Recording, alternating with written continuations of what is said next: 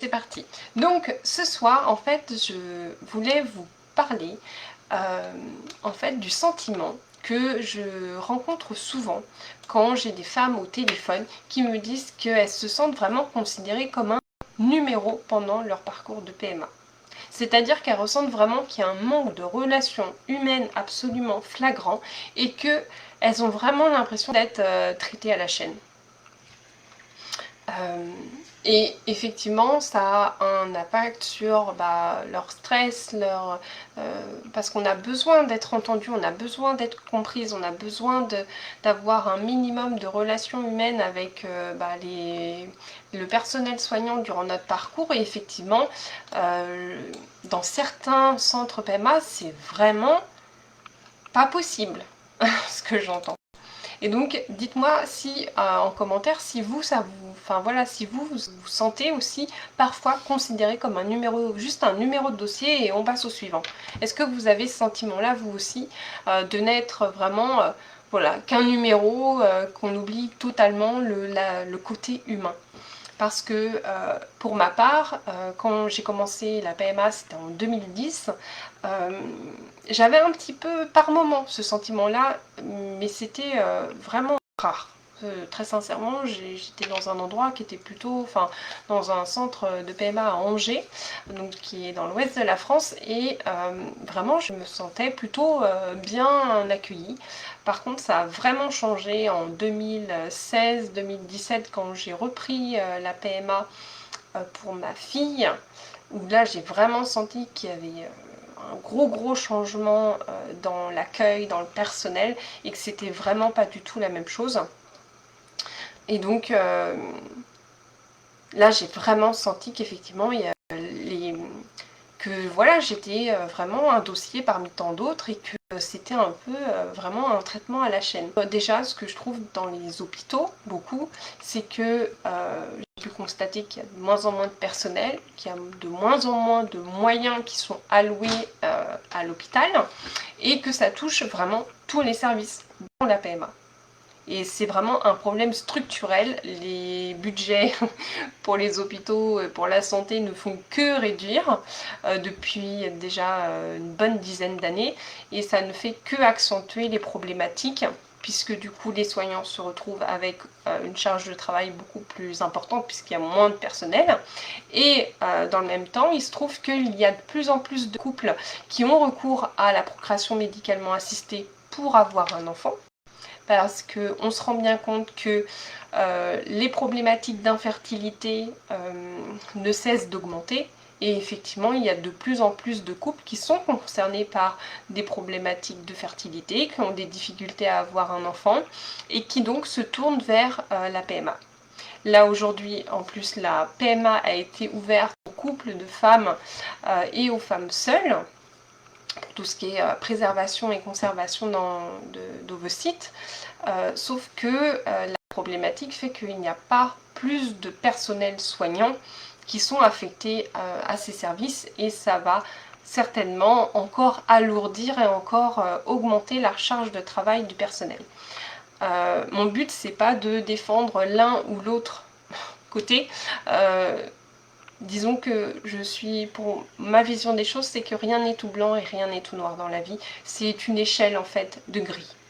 Et que effectivement, nous en tant que patientes en PMA, on ressent vraiment ce manque de considération et ce manque de temps qui nous est accordé durant les rendez-vous. On n'a pas toujours l'écoute qu'on aimerait, on n'est pas toujours traité de la manière dont on aimerait. Et forcément, ça influence aussi la façon dont on va vivre ce parcours. Mais de l'autre côté, eh bien, les soignants, ils ont aussi des problématiques de moyens, de temps, et ils ont aussi leurs problèmes à gérer. Et donc là, le but, c'est que les techniques que je vais vous proposer, c'est que ce soit gagnant-gagnant pour tout le monde. C'est-à-dire que le soignant, il est aussi un avantage à avoir plus de considération pour vous, et que vous puissiez recevoir la considération et l'attention dont vous avez besoin. Et donc, si effectivement vous voudriez que ça change, je vais vous expliquer. Imaginez en fait que lorsque vous allez dans votre centre de PMA, eh bien imaginez qu'en fait les gens que vous rencontrez, ce sont vos invités. Alors c'est une proposition qui peut-être va vraiment vous surprendre, mais le fait de se positionner dans cet état d'esprit-là, ça va vraiment changer toute votre physionomie, tout l'impact psychologique que vous pouvez y lier. Alors par contre, effectivement, pour pouvoir pratiquer et appliquer les techniques que je vais vous proposer, il faut en amont déjà avoir plus ou moins travaillé déjà la gestion du stress, l'accueil des émotions, et que vous puissiez du coup vous-même accéder en fait à ce parcours PMA dans de meilleures conditions, parce qu'effectivement si vous êtes extrêmement stressé, vous n'arriverez pas à mettre en pratique les conseils et les techniques que je vais vous proposer ce soir. Donc là, c'est vraiment des techniques que je vous propose à obtenir plus de considération. Et que même si effectivement vous êtes en moment de stress et que vous avez besoin, c'est vraiment le moment où vous auriez besoin de plus d'écoute et de plus d'attention du personnel soignant, je vous invite vraiment à le tester. Essayez juste, essayez, vous puissiez tester, essayez et vous verrez qu'est-ce que vous ressentez et comment vous le vivez. Donc la première chose, quand on accueille un invité chez soi, c'est qu'on est souriant. On fait un sourire. Alors je dis pas qu'il faut sourire pendant tout le rendez-vous de la PMA, mais au moins dans la salle d'attente, quand le personnel soignant vient vous chercher, eh bien que vous ayez déjà un sourire. Un sourire, ça coûte rien et ça apporte beaucoup, et ça va aussi activer quelque chose dans le cerveau du soignant qui va vous recevoir, parce que imaginez-vous qu'il reçoit une dizaine, une vingtaine, une trentaine de patientes dans la journée, et que la plupart des femmes qui suivent ce parcours forcément sont stressées et ne sont pas forcément souriantes quand elles arrivent en rendez-vous. Elles sont plutôt fermées, elles peuvent avoir peur, elles peuvent être stressées. Et c'est vraiment, si vous vous impactez de manière différente, vous verrez que l'accueil que vous allez recevoir sera différent. Donc déjà, premièrement, la première clé, c'est de sourire. Deuxièmement, la deuxième clé, c'est de vous intéresser sincèrement au personnel qui vous reçoit. C'est-à-dire que effectivement, vous souhaitez obtenir de l'attention, vous souhaitez en fait qu'on vous considère, vous souhaitez recevoir de la considération, de l'attention et de l'écoute. Et déjà, avant de vouloir recevoir, souvent, il faut donner. Moi, je pratique beaucoup ça, c'est il faut donner pour recevoir. Et donc, si effectivement, vous donnez un peu d'attention au personnel soignant qui est en face de vous, il sera beaucoup plus à même de vous donner en retour. C'est-à-dire que vous vous intéressez sincèrement à ce qu'il vit, à ses difficultés, à ses problématiques, ou à ce qu'il vit en ce moment en fait. De lui poser des questions, mais il faut que ce soit sincère pour que ça fonctionne. Et en fait, vu qu'il va se sentir lui-même considéré, et pas juste une blouse blanche parmi tant d'autres pour vous, vous voyez, qu'il va sentir qu'il y a en fait, ça va permettre de recréer la relation humaine, en fait, recréer le lien humain. Et c'est en s'intéressant à l'autre qu'on arrive à recevoir de l'attention et à créer cette relation humaine.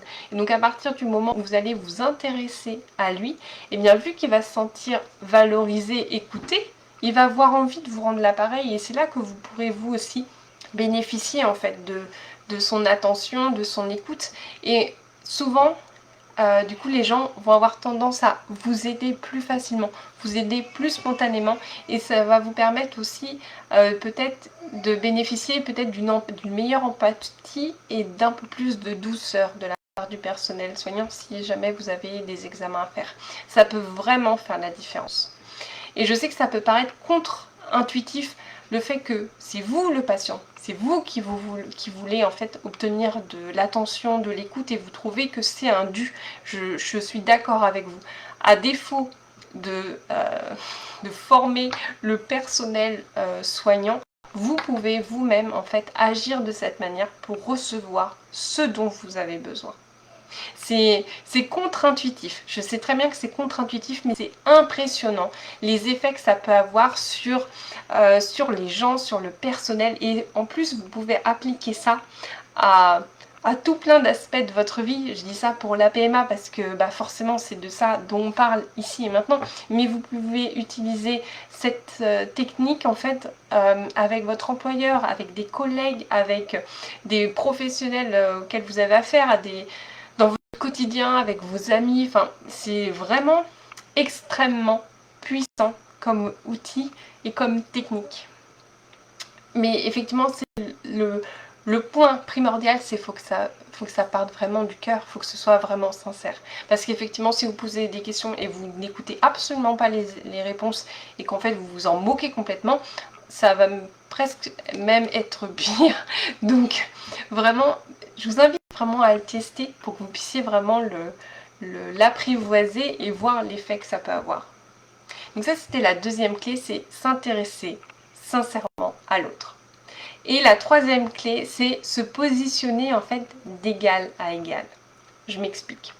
Souvent, quand on est en parcours de PMA, enfin même dans le milieu médical en général, à partir du moment où on a un médecin qui est en blouse blanche et le patient d'à côté, il y a forcément en fait un déséquilibre qui se crée inconsciemment. C'est-à-dire qu'en plus, il suffit que ce soit un homme médecin et nous, femmes, il y a aussi l'aspect société patriarcale qui joue, et donc forcément, c'est d'autant plus difficile de se mettre d'égal à égal avec un médecin masculin.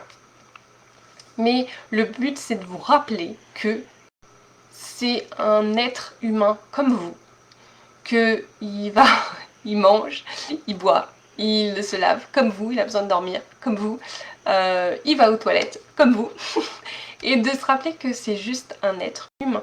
Il a des compétences dans le métier, par exemple là, voilà, en tant que médecin, il a eu une formation, il a des compétences dans tel domaine, mais que vous aussi, vous avez des compétences et des qualités dans d'autres domaines, et que vous n'avez pas à vous sentir inférieur. Et imaginez en fait que vous adressez à un ami. Donc si vous avez des questions ou des questionnements ou voilà, vous avez des problématiques qui vous tiennent à cœur, parlez-lui comme à un ami en fait. Parlez-lui sincèrement, vous vous demandez, là ça me paraît bizarre que vous me donniez tel traitement, moi j'ai des effets secondaires, qu'est-ce qui serait possible de trouver comme solution? Vraiment parler comme si vous parliez à un ami, vraiment d'égal à égal.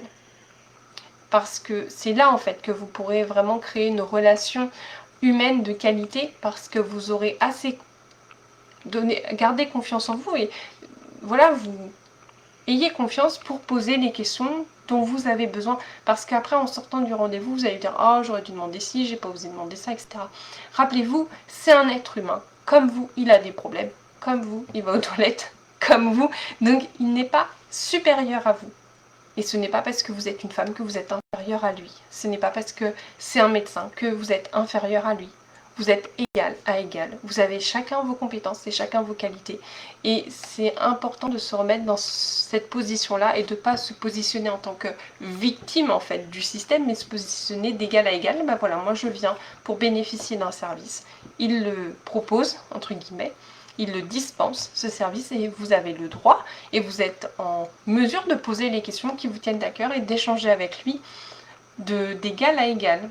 Les trois clés, c'est 1. Être souriant. 2. C'est s'intéresser sincèrement à l'autre. Et 3. C'est se positionner, se rappeler qu'on est d'égal à égal. Se positionner d'égal à égal. Et ça peut vraiment vous ouvrir de nombreuses portes, que ce soit dans votre vie personnelle ou quand vous êtes en parcours de PMA. Donc je vous souhaite une très belle soirée et je vous dis à bientôt.